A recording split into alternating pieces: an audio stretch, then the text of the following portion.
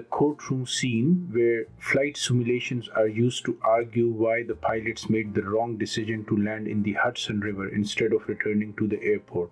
Now, on paper, this looked great. The simulations clearly showed that the pilots should have returned to the airport.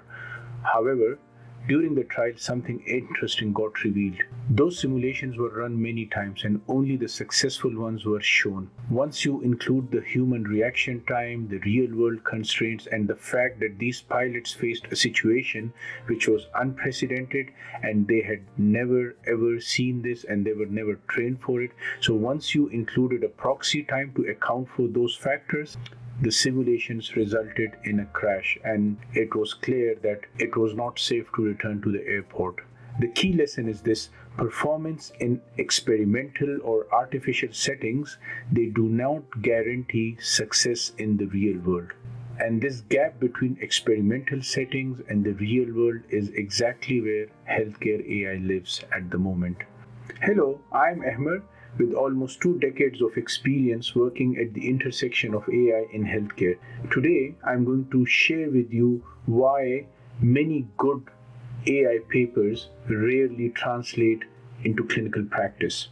A mistake that many clinicians and practitioners make is assuming that a strong performance in a paper regarding an AI model means that this model must be really close to actual clinical use. Now, in most cases, it isn't.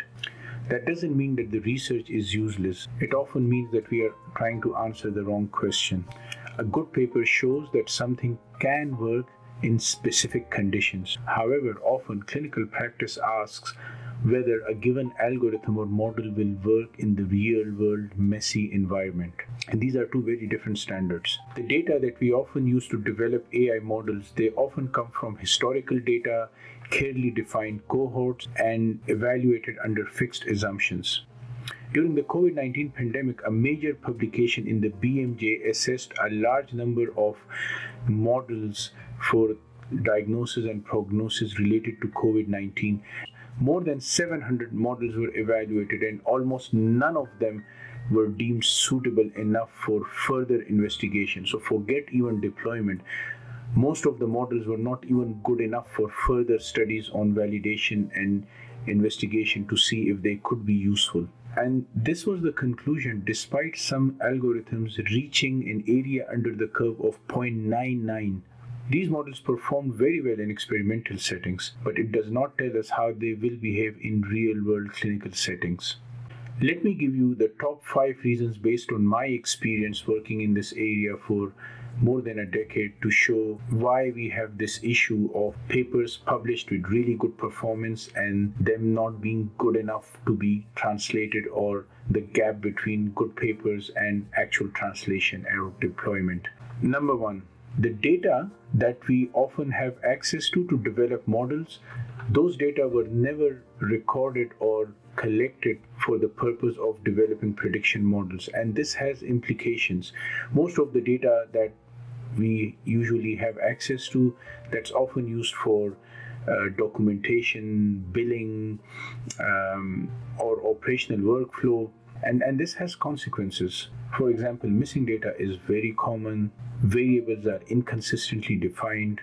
The measurements that we have, they often reflect or they are heavily influenced by the clinical practice and the environment they are collected in rather than biology. So when we build models on such data, we are often modeling how the system behaves rather than how the disease behaves.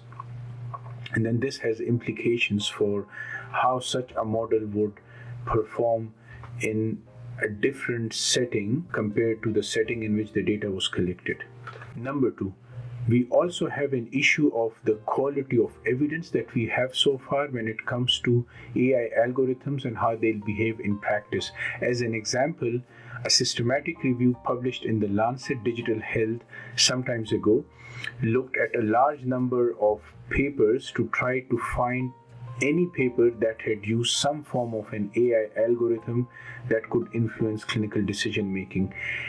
And of a very large number of papers, more than 10,000, they ended up finding only a handful of studies which actually used an AI algorithm in prospective studies. So most of the studies that we come across are often on historical data or they're retrospective studies. So we don't even have sufficient number of studies which have used an actual algorithm deployed in practice or implemented in practice, where you could then study how clinical decision making would actually be influenced, and then collecting that data and then studying and evaluating. So the vast majority of AI papers, they're retrospective studies. Number three, we often don't have clarity on what is the right outcome that really matters and that should be modeled, and that would have an impact on clinical practice. Many AI modeling studies, when they define an outcome, it's often based on convenience and whatever is available in the data rather than having a deep understanding of what should be the right outcome, which, if deployed, would make a meaningful difference to the clinical practice. Number four, even assuming that the model that you have developed is perfect or is amazing with really good performance, the next obvious question would be, where exactly would this AI model fit in the existing clinical workflow? And there are important questions that need to be answered, and most of the AI modeling studies, they don't even go into this detail, but this is important, and this alone can influence whether a given model is even useful or not.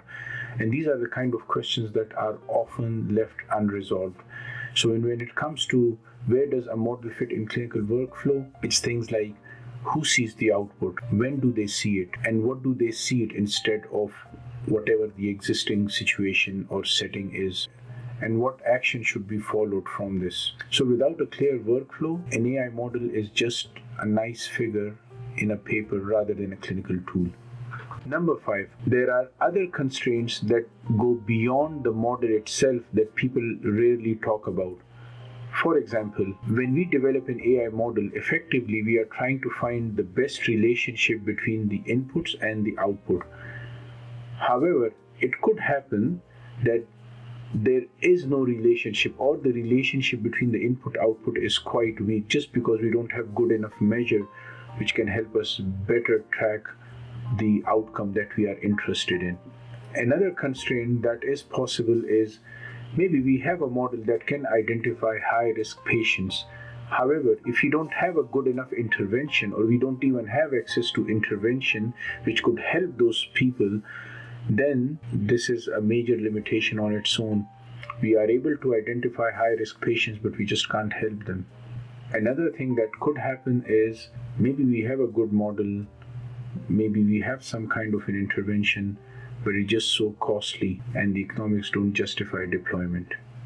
Sometimes it could also be a case of we have a really good model, everything seems fine. However, it turns out that the data that we use to develop the model, we are not able to extract that kind of data in real time because of the infrastructure that we have, due to perhaps legacy systems or interoperability constraints, where we were able to link different sources of data offline, but we are not able to do in real time. Perhaps there are multiple systems that don't talk to each other, so there are interoperability constraints.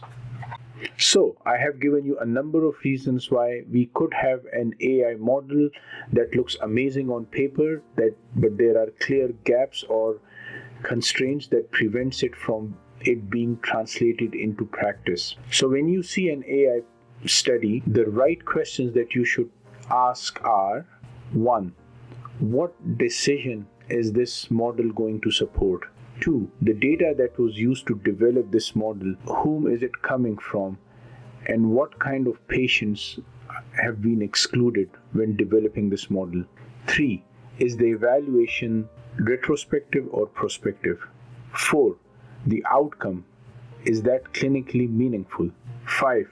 What trade-offs sit behind the headline metric that people quote when they refer to this paper? 6. Where could such a model, if deployed, fit in a clinical workflow?